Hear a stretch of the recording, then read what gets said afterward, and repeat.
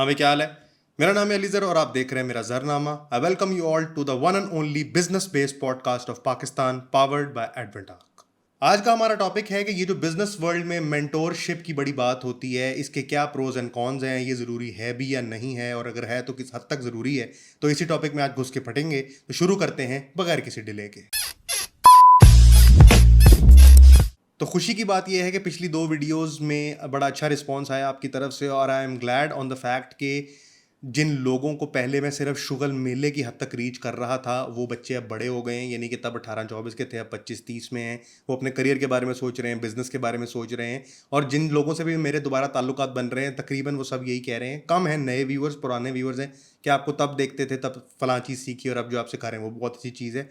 तो फ़र्क नहीं पड़ता कि 8,000 व्यूज़ पे हैं, 10,000 व्यूज़ पे हैं, उन लोगों तक मेरी वैल्यू ड्रिवन कंटेंट पहुंच रहा है, इंस्टेड ऑफ कि मैंने फ़लानी गाड़ी ले ली और आज मैंने फ़लाने साबुन के अंदर जो है वो मोरी कर दी।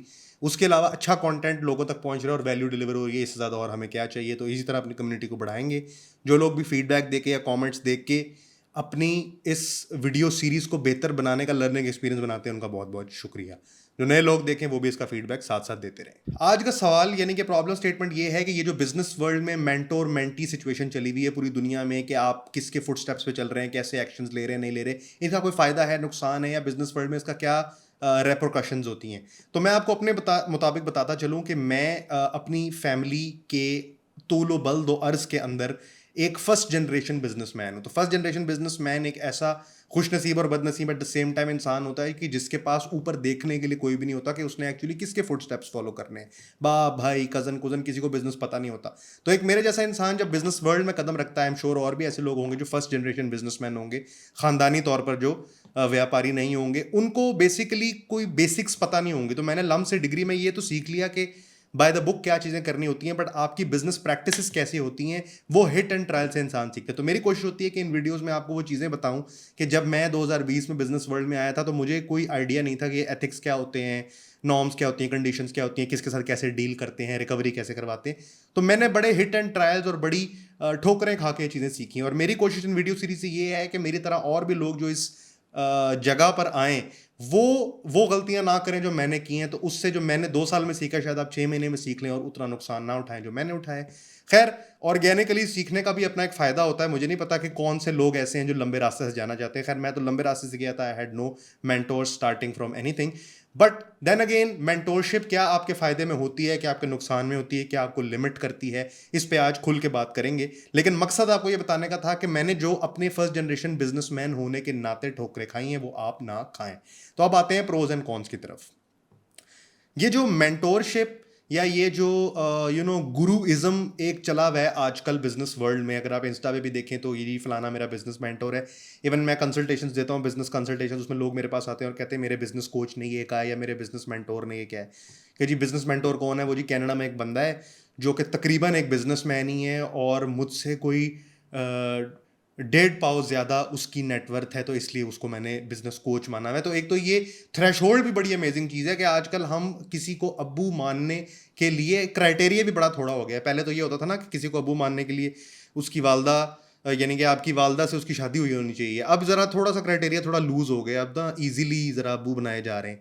तो किसी को बिजनेस मेंटोर मान लेना, किसी को ये हक दे देना कि वो आपका सेकंड वालिद, या सेकंड वालिद ही होता है ना उस्ताद, में उस लेंस में कह रहा हूँ, कोई आपका शुगल चेज़ा नहीं लगा रहा, या वो आपसे बड़ा है, इस बात को मान लेने के लिए भी एक माइंडसेट की ज़रूरत होती है कि ये माइंडसेट आगे चलेगा या नहीं चलेगा, उसको हम बैठ के एनालाइज करते हैं। तो अगर आप एक फर्स्ट जनरेशन बिजनेस ओनर हैं और आप अभी एक यानी कि बिजनेस करने की तरफ आए हैं, या फ्रीलांसिंग से आए हैं या आप मैन्युफैक्चरिंग से हैं, किसी भी आप बिजनेस वर्ल्ड में अभी आपने कदम रखा है and you have nobody to look to, तो सबसे पहले जो इंसानी दिमाग है, क्योंकि वो शॉर्टकट ड्रिवन है और मैं पिछले वीडियोस में बता चुका हूं कि आजकल पिछले 1 डेकेड से हमें पैसे बनाने की जल्दी क्यों है, तो उसको फौरन ये चुल होगी कि मैं जल्दी से ये काम कर लूं। $10,000, $5,000, $15,000 मेरे पहले महीने हों, मेरे पास लैंड क्रूजर क्यों नहीं है? क्योंकि वो डीएचए राय में जाता है और देखता है कि छपरियों के पास लैंड क्रूजर होती है, तो वो कहता है कि यार मैं तो पढ़ा लिखा हूं, मैं तो यूनिवर्सिटी गया था, मैंने तो उसातिज़ा की मैट्रिक में खिदमत भी की थी, और ये है कि उनको उनकी पैंट का वजन भी महसूस नहीं होने दिया था क्योंकि मैं ही उठा के चलता था। तो ये चक्कर क्या है, मेरा तो 4 जीपीए भी है, लेकिन इसके बावजूद भी मैं उतना डायनामिकली पैसे क्यों नहीं बना पा रहा जितना ये छपरी बना पा रहा है। तो ये पॉइंट ऑफ कंपैरिजन एक तो पहले आ जाता है। पॉइंट ऑफ कंपैरिजन आते साथ ही बहुत जल्दी पैसे बनाने की चुल आपको इन बिजनेस मेंटोर्स की तरफ ले जाती है और आप आउटसाइड हेल्प सीख करते हैं। मैं ये नहीं कह रहा कि आउटसाइड हेल्प सीख करना ठीक नहीं है, बट मैं ये कह रहा हूं कि उसके पीछे एक कंडीशन है, और वो कंडीशन ये है कि किसी को अपना बिजनेस मेंटोर या अपना सक्सेस कोच बनाने से पहले आप ये देखें कि आपके और उनके, मैं आपको कंडीशन बताने लगा, होल्ड विद मी, आपके और उनके गोल्स अलाइंड हैं कि नहीं हैं। यानी कि आप जिस बिजनेस मेंटोर या कोच को देख रहे हैं, आप इस बात को एनालाइज करें कि आज से अगर 5 साल, अगर आपके बिजनेस मेंटोर या कोच को एक काम करने में 15 साल लगे तो might not be the best choice for you ना। इसका मतलब ये है कि उसने भी टामक टोइयां मारी हैं। आप ये देखें कि 5, 10, 15 ये 3 क्राइटेरिया रख लें, या साल, 5 साल, 10 साल में ये देखें कि आपका बिजनेस मेंटोर जो अब कर रहा है, क्या आज से 5 साल पहले आपकी और उसकी सिचुएशन सेम थी, और क्या 10 साल बाद जो आप बनना चाह रहे हैं आपका बिजनेस मेंटोर वो बन गया है। अगर तो ये आपकी कंडीशन सेटिस्फाई हो रही है तब बिजनेस मेंटोरशिप के अंदर जाएं, वरना आपको उसकी कोई जरूरत नहीं है। क्योंकि आप अगर डैन बिल्जेरियन को देखते हैं कि वो जो कर रहा है, तो क्या आप डैन बिल्जेरियन जो कर रहा है वो करना चाहते हैं? करना चाहते हैं तो आप डैन बिल्जेरियन को बिल्कुल फॉलो करें। लेकिन क्यों, अगर आप नहीं कर सकते या आप वो नहीं करना चाहते, तो आपके कोई अननेसेसरी बोझ नहीं है कि आपका कोई बिजनेस मेंटोर होना चाहिए। यानी कि जो बच्चे पैदा होते साथ ही उनके माँ बाप उनको अबैंडन कर देते हैं, वो लोग भी मर नहीं जाते, वो भी अपनी जिंदगी गुजारते ही हैं। तो जो इंसानी फितरत है या इंसानी जान है ना, वो कीड़े की तरह होती है और उसमें बहुत सर्वाइवल के इंस्टिंक्ट होते हैं। मैं पर्सनली खुद सर्वाइवल इंस्टिंक्ट से सीखा हूं। ऑल्दो मैं इस बात को रेकमेंड नहीं करता कि आप भी सर्वाइवल इंस्टिंक्ट की तरफ आए, लेकिन सर्वाइवल इंस्टिंक्ट आपकी फाइट और फ्लाइट एक्टिवेट होनी भी जरूरी है, ताकि आपके गुर्दों के ऊपर जो एड्रिनल ग्लैंड्स हैं वो सेक्रीट करें एंडोर्फिन को, एंडोर्फिन कह रहा हूँ, वो एपिनेफ्रिन को। और आप लोगों को सिचुएशंस के साथ डील करना है कि जब लोग रिकवरी के लिए आ जाते हैं और पेमेंट अरेंज नहीं हो रही, तो क्या क्या कहना होता है। तो बिजनेस कोच आपको बचाएगा नहीं, वो आपने अपना। आप इन समरी आप अपने गोल्स की अलाइनमेंट को देखें कि आपके और उनके फ्यूचर और उनके पास्ट के आपके प्रेजेंट के जो सिचुएशंस है वो बराबर हैं कि नहीं। कभी कभी आपका जो बिजनेस कोच या मेंटोर है वो born with the silver spoon या गोल्डन स्पून होते हैं, and you are just born with the spoon inside you. तो कभी कभी वो वाली अलाइनमेंट नहीं होती, तो आप ये देखें कि हाँ, हसलर लेवल इक्वल हमारा है कि नहीं है। मैं आपको अपनी कहानी बताता हूँ कि जब मैं यूट्यूब पे आया था, तो मैंने अपनी जिंदगी में 3 से 4 लोगों को मेंटोर माना है। अब मैं क्या लफ्ज इस्तेमाल कर रहा हूँ कि मैंने उनको मेंटोर माना है, यानी कि मेरा भी एक क्राइटेरिया था जिस फिल्टर से गुजर के मैंने माना कि हाँ, ये बंदा को मैं अपना गुरु कह सकता हूँ। तो जब मैं आया था यूट्यूब में, ना मुझे कैमरा इस्तेमाल करना आता था, ना साउंड का काम आता था, ना एडिटिंग करनी आती थी। तो यूट्यूबिंग में जैसे मैं अपना मेंटोर मुरू भाई को हमेशा कहता हूँ और हमेशा कहता रहूंगा, क्योंकि उन्होंने मेरा यानी कि डिसाइफर कराया यूट्यूब के अंदर। सिमिलरली जब मैं बिजनेस वर्ल्ड में गया, तो अब बिजनेस वर्ल्ड में जाने के बाद मैंने मेंटोर के सहारे पे बंदूक नहीं चलाई, क्योंकि मेरे पास कंसल्टेशन में लोग आए जिन्होंने कहा कि हमारे बिजनेस मेंटोर ने हमें इस बिजनेस प्लान पे गो अहेड दी है। और जब मैंने उनका बिजनेस प्लान उनसे एनालाइज करवाया, तो मुझे पता है कि उनका बिजनेस कोच जो है वो उनके साथ पोच कर रहा था और पुश कर रहा था और उनको लोच कर रहा था, क्योंकि वो उनसे पैसे कमा रहा था। तो वो इतना बकवास बिजनेस आइडिया था जो कि मैंने डिस्कार्ड किया उस मीटिंग में। सो आपका बिजनेस कोच आपके साथ ऑनेस्ट नहीं होगा, क्योंकि वो भी एक बिजनेस कोचिंग का बिजनेस करने के लिए बैठा हुआ है। सो आपका बिजनेस कोच की स्टेज तब आएगी जब आप एक ऐसी स्टेज पे पहुंचेंगे कि इनिशियल पूल ऑफ मनी आप कमा पा रहे होंगे अब, लेकिन अब इस मशीनरी को बड़ा करना है, जैसे मैंने पिछली वीडियो में बताया कि यूनिट इकोनॉमिक्स के ऊपर काम करके उसको स्केल करने की स्टेज पर आएंगे, तब आपको बिजनेस कोच की जरूरत होगी। उससे पहले आपको कोच की जरूरत नहीं है। रेवेन्यू कमाने के लिए आपको किसी बिजनेस कोच की जरूरत नहीं है, वो आपके अंदर की एक इंस्टिंक्ट है। अगर आप वो काम वैल्यू चेन में कर सकते हैं जो कोई और नहीं कर रहा, तो आप पैसे कमाएंगे। जितना मुश्किल काम करेंगे उतने ज्यादा पैसे कमाएंगे। वीडियो एडिटिंग करेंगे, कम पैसे कमाएंगे। ब्लेंडर पे काम करेंगे, उससे ज्यादा पैसे कमाएंगे। सिनेमा 4D पे जाएंगे, ज्यादा पैसे कमाएंगे। तो वैल्यू चेन में आप जितना मुश्किल काम कर रहे होंगे उतने पैसे कमाएंगे। बिजनेस कोच की आपको जरूरत सिर्फ तब पड़ेगी जब आपको बिजनेस को स्केल करने की जरूरत। तो मैंने अपनी लाइफ में 2 या 3 लोगों को माना है। एक मुरू भाई को माना है, उसके बाद डॉक्टर अदनान जाहिद जो कि जॉनी एंड जुगनू के फाउंडर हैं, उनको माना है, क्योंकि स्ट्रेटेजिक बिजनेस मैनेजमेंट मैंने उनसे पढ़ी। मैंने मान लिया कि ये इंसान वही है जो मैं अभी हूँ और कुछ अरसे बाद मुझे यही होना चाहिए, तो मैं डॉक्टर अदनान जाहिद को अपना कोच मान लिया। फिर सलमान भाई, इनके साथ मैं पॉडकास्ट करता हूँ, उनको मैंने अपना मेंटोर माना। प्रोफेसर डॉक्टर चौधरी अब्दुर्रहमान है, उनको मैंने अपना बिजनेस मेंटोर माना, क्योंकि उन्होंने मेरे कच्चे नाखून पक्के किए। तो ये 2-4 लोग हैं जिनको मैं अपना बिजनेस में मेंटोर मानता हूँ, और उनको मेंटोर मानने की वजह यह है कि उनकी ट्रैजेक्टरी और मेरी ट्रैजेक्टरी अलाइंड है। अब इस बात पे आ जाते हैं कि ये जो रवाज बेसिकली बिजनेस मेंटोरशिप और कोचिंग का है, इसके पीछे अंडरलाइंग लॉजिक क्या है? वो जो मैंने थोड़ा सा एनालिसिस किया ना, कंसल्टेशन में लोग आके भी अपने बिजनेस कोच या मेंटोरशिप की बातें करते हैं। कुछ लोग जो होते हैं जिन्होंने एक्टिव बिजनेस मेंटोर कोई नहीं रखा होता, लेकिन वो किसी बंदे को अपना आइडियल मानते हैं। ये जहां पे आइडियल वाली बात आ जाती है ना, ये थोड़ा सा वरीसम टॉपिक हो जाता है, और उसकी वजह मैं आपको बताता हूं। उसकी वजह यह है जनाब कि हमारे जो ब्रेन है ना, हमारे सबके ब्रेन्स, हम एक, अब मैं एनालिटिकल और मुश्किल बात करने लगा हूं, और वो ये है कि जब हम किसी चीज़ के बारे में देखते, सुनते या सोचते हैं ना, तो लेट सपोज कि हम एक बॉल की फैक्ट्री में गए हैं, और बॉल्स की फैक्ट्री में सारे वाइट बॉल हैं और एक रेड बॉल है। तो रेड बॉल हाईलाइट हमारे दिमाग में ज़्यादा होगा, तो हमें नंबर ऑफ वाइट बॉल्स का ना भी पता हो तो ये याद रहेगा कि एक रेड बॉल थी। जब कोई चीज किसी बड़े से ग्रुप के अंदर हाईलाइटेड होती है ना, तो वो that tends to put an impression on our brain, और फिर हमारा जो एक्शन मटेरियल है वो उसकी तरफ बायस्ड हो जाता है।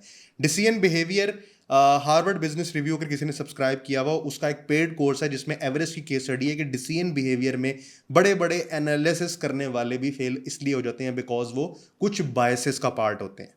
अब ये जो मैं आपको बताने लगा हूँ थोड़ी सी मुश्किल बिजनेस टर्मिनोलॉजी है, कि जैसे अगर मेरी फॉर एग्जांपल मैं एप्पल मेरी कंपनी है, ठीक है, एप्पल ये जो लैपटॉप बनाती है, एप्पल अगर मेरी कंपनी है और मैं टारगेट मार्केट का एनालिसिस कर रहा हूँ, और मैं एचसन कॉलेज में जाता हूँ, और सब दोस्त ऐसे हैं जिनकी अफोर्डेबिलिटी का कोई इशू नहीं है, तो मैं कभी भी एक ऐसी प्रोडक्ट नहीं बना सकता जो कि एक आम आदमी के मसलों को हल करे, जैसे कि टोरेंट इंस्टॉल करने वाला लैपटॉप या कैनवा खोलने वाला लैपटॉप। मैं हाई एंड मसले को सॉल्व कर रहा हूँ, और जब वो चलेगा नहीं ना नॉर्मल मार्केट में, तो मैं कहूँगा यार ये मेरा क्यों नहीं चल रहा। वो इसलिए क्योंकि मैं बायस का शिकार हूँगा कि जो मेरी टारगेट मार्केट है उसकी नब्ज पे मेरा हाथ नहीं।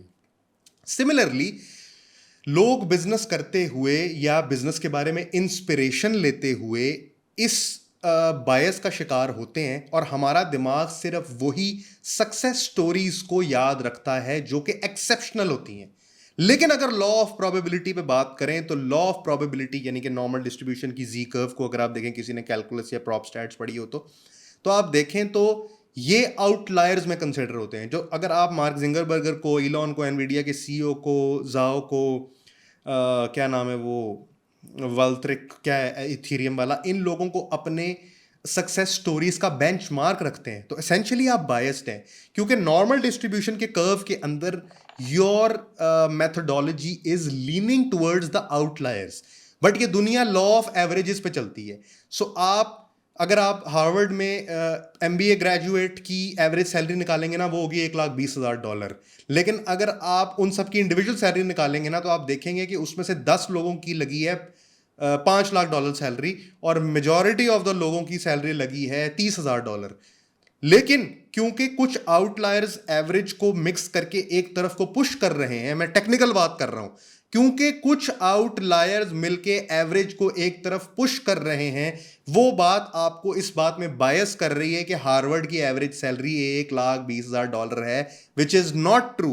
सिमिलरली ये कुछ सक्सेस स्टोरीज आउटलायर्स हैं जो हमारे दिमागों को आउटलायर्स की तरफ बायस कर रही हैं, बट ये दुनिया और पूरी probability and statistics law of averages पे चलती है। तो इसका मतलब ये है, there is a statistic probability that you will end up in the outliers, as in you become a mega success because you're doing something very atrangi, but there is a huge probability that that won't happen, यानी कि 1 minus n, which means that you are idealizing the outliers, but the probability that you will become that outlier is very thin, and the more probability is that you'll end up in the value chain stuck somewhere.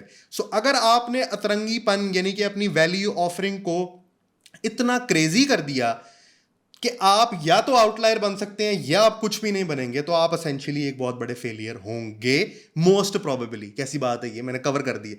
सो आप most probably एक failure होंगे क्योंकि आपके पास एक fall back strategy नहीं होगी। तो ये जो सक्सेस स्टोरीज या वो टेट ब्रदर्स को देख के या अपना ओनली फैंस का वो जो फाउंडर था उसको देख के अगर आप आइडियलाइज करते हैं ना कि मैं लहरा बहरा कर देंगे, मैं कर देंगे, मैं वो कर देंगे, इस बात को समझें कि जनाब हाई प्रोबेबिलिटी है कि आप मर्सिडीज मायबैक को पाकिस्तान में इंपोर्ट नहीं कर पाएंगे। हाँ, आपका जैक लग गया तो एक अलग बात है। तो जिंदगी जैक की बेस पे जीने से आप जैक स्पैरो हो जाएंगे। ये आपकी बिजनेस की जो ट्रैजेक्टरी है उसका अंडरलाइंग प्रिंसिपल होना चाहिए कि लॉ ऑफ एवरेजेस पे हमने टाइम गुजारना है। इसका मतलब है ऑर्गेनिकली ग्रो करना है। ऑर्गेनिकली जिस तरह कैक्टस ग्रो करता है, एक ग्रो करता है फिर सीड्स फेंकता है, फिर और ग्रो करते हैं और ग्रो करते हैं। जबरदस्ती अगर आप बिजनेस कोच का सहारा लेके या बिजनेस मेंटोर का सहारा लेके फिर बैठ जाएं कि यार मैंने तो बिजनेस मेंटोर का सहारा लिया था तो मेरी सक्सेस क्यों नहीं आ रही, तो वो सिर्फ आपका एक गेटवे ऑफ स्केल अप है। वो आपको कभी भी स्केल एक्चुअली करके देगा नहीं। तो ऑर्गेनिकली उसको ग्रो करने का मौका दें और उसमें ड्यू टाइम स्पेंड करें ताकि कट लग के आपकी जो स्किन है वो सख्त हो, वरना हल्का सी भी छिलतर घुसेगी तो आपकी आई निकल जाएगी। और हम देखते हैं कि मेरे पास कंसल्टेशन में लोग आते हैं जो 5-5 10 10 हज़ार डॉलर का भी रेवेन्यू कर रहे हैं लेकिन थोड़ा सा झटका भी बर्दाश्त नहीं कर सकते। यानी कि पालक गोश्त वंडिया है ते ਹੁਣ ਪੈਸੇ ਮੁੱਕ गए ने ते ਹੁਣ चिकन वंडना पड़ रहा है तो दिल का दौड़ा पै गया है। यानी कि समझ रहे हैं, यानी कि अपने आप को इस तरह के पेडिस्टल पे बिठा लिया कि झटका बर्दाश्त करने की हिम्मत ही नहीं है, दिल का दौरा पै गया तो मर गए ने। तो यानी कि अगर मुझे करोला से नीचे जाना पड़ा तो मैं तो मर ही जाऊंगा। ये है ना, ये क्राइटेरिया है। तो ये बिजनेस कोचेज और ये जो सक्सेस स्टोरीज आपको अपनी तरफ खींच रही होती हैं, आप ये देखेंगे भैया सिंपल सी बात है ना कि 7 अरब लोग हैं, 7 अरब लोगों में से बिलियनर कितने हैं? 300 या 400 बिलियनर होंगे। और उसमें से भी जिन्होंने कुछ इन्वेंट किया है, जिनका जैक स्पैरो लग गया, वो आपको 50 मिलेंगे। तो इस तरह करते करते जब आप लॉ ऑफ प्रोबेबिलिटी निकालेंगे ना, देयर इज अ हाई। सो मैं जब भी कोई मेरे पास आता है ना जो कहता है मैं क्रिप्टो कर लूँ, मैं कर लूँ, मैं वो मैं कर रहा हूँ, बिल्कुल ठीक है। अगर तुम एवरेज आउट करोगे ना तो तुम्हें यही जवाब मिलेगा कि उसमें $10,000 को $50,000 बनते हैं, नो डाउट बनते हैं, लेकिन उसकी प्रोबेबिलिटी 3% है और 97% फेल प्रोबेबिलिटी है। So why would you actively make a decision जिसकी प्रोबेबिलिटी ऑफ सक्सेस 3% हो और प्रोबेबिलिटी ऑफ सक्सेस 97% हो? इसी वजह से बिजनेस कोचेज और मेंटोर्स को ब्लाइंडली फॉलो करना और उनको अपना वालिद बनाना छोड़ दें। और वालिद बनाने के लिए भी आपका एक क्राइटेरिया होना चाहिए और उस क्राइटेरिया पे कोई पूरा उतरे। और हाँ, ये जो मेंटोर मेंटी सिचुएशन है, this is always a two way street. So आपने जाके मेंटोर से सिर्फ कुछ ले ही नहीं लेना होता, मेंटोर आपसे वैल्यू लेता है तभी वो आपको वैल्यू देता है। तो ये जो मेंटोर मेंटी सिचुएशन है, इस पे रिलाय करना छोड़ें। अपने जोरे बाजू पे ऑर्गेनिकली चीज़ों को, स्किल्स को सीख के, बिजनेस को कंसल्ट करके उसको ऑर्गेनिकली ग्रो करें। मेरे पास जितने भी लोग बिजनेस कंसल्टेंसी के लिए आ रहे हैं, मैं उनको सबको यही सजेस्ट कर रहा हूँ कि अपने बिजनेस को ऑर्गेनिकली ग्रो होने दो। जल्दबाजी पे छतरी ना करो। इन्वेस्टमेंट पकड़ लेंगे, ये कर लेंगे, वो कर लेंगे, स्लीपिंग पार्टनर बना लेंगे, गाड़ी गिरवी रख देंगे। ओ भाई नहीं। करण जौहर ने अगर कुछ कुछ होता है बनाई थी अपने घर के बर्तन गिरवी रख के, तो there was a huge probability कि वो पैन आउट ना होती। और जिसने वो बनाई है छोटे मियाँ बड़े मियाँ, उसने भी ये हरकत की है तो उसका ऑफिस बिक गया है। तो there is a huge probability that it won't happen. अगर आपके पास कोई फॉल बैक स्ट्रेटजी नहीं है, आपके घर में लाइबिलिटीज नहीं है, आप बड़े इंसान नहीं बनना चाहते, यानी कि आपको कोई मसला नहीं है कि अभी आप डीएचए में रहते हैं और बाद में आप 10,000 में भी रह सकते हैं, इस तरह की जिंदगी गुजारना चाहते हैं, व्हाई नॉट? आप रिस्क टेकिंग बने, लेकिन कैलकुलेटेड रिस्क टेकिंग बनना मेरे ख्याल से बेहतर है completely risk taking adventurous Bear Grylls की झांट बनने से। तो ये था जी आज का जरनामा, जिसमें मैंने आपको बताया कि बिजनेस मेंटोर मेंटी रिलेशनशिप आजकल दुनिया में मशहूर क्यों है, उसके क्या प्रोज एंड कॉन्स है, उसका क्या क्राइटेरिया होना चाहिए, और क्यों हम बायस्ड हैं टुवर्ड सक्सेस स्टोरीज, और कैसे बायस जो है that leads to failures in long run. अगर आपको किसी किस्म की बिजनेस कंसल्टेंसी चाहिए हो तो नीचे व्हाट्सएप की लिंक है, आप मेरी टीम से अपॉइंटमेंट लेके मेरे साथ कंसल्टेंसी कर सकते हैं। उसमें डिस्काउंट मत मांगिएगा क्योंकि मेरी टीम को अलाउड नहीं है। ये मेरे ख्याल से 10वीं या 11वीं एपिसोड है। मैंने आपको बताया मैं 30-40 एपिसोड करूंगा और उसके बाद देखूंगा कि जरनामा किस तरफ को जा रहा है। मुझे फ़र्क नहीं पड़ता कि व्यूज़ आ रहे हैं नहीं आ रहे, एज लॉन्ग एज के 5,000-10,000 लोगों को वैल्यू डिलीवर हो रही है, that's all I care. This not my source of income. मुझे घर में आटा ख़रीदने के लिए वीडियो नहीं बनानी पड़ती, और नेस्ले का जो पानी की बोतल है वो लगी होती है पहले से, तो उसके लिए मेहनत की है। और अब कोशिश ये है कि मेरी तरह के जो और फर्स्ट जेन बिजनेसमैन हैं उनको मैं ये वैल्यूज़ पहले ही बता दूं, ताकि जो मुझे ठोकरें खा के कट लगवा के नसों में नीली नसें करा के जो मुझे आया है वो आपको उसके बगैर ही आ जाए। तो ये था जी आज का ज़रनामा। हाँ, अपना फीडबैक ज़रूर दे के बताएं इस वीडियो के नीचे, इंस्टाग्राम पे इधर उधर ये वीडियोस आप, मैंने अब नीचे अपना लिंक्डइन भी दिया हुआ है, इंस्टाग्राम भी दिया हुआ है। फीडबैक ज़रूर दें, अच्छा है बुरा है जो भी है, फीडबैक आप ज़रूर दें ताकि हम इन वीडियोस को और बेहतर कर सकें। तो जी मिलते हैं अगली वीडियो में। आप अगली वीडियो किस टॉपिक पे चाहते हैं भी आप मुझे बता सकते हैं। मिलते हैं अगली वीडियो में। This your boy AG, over and out.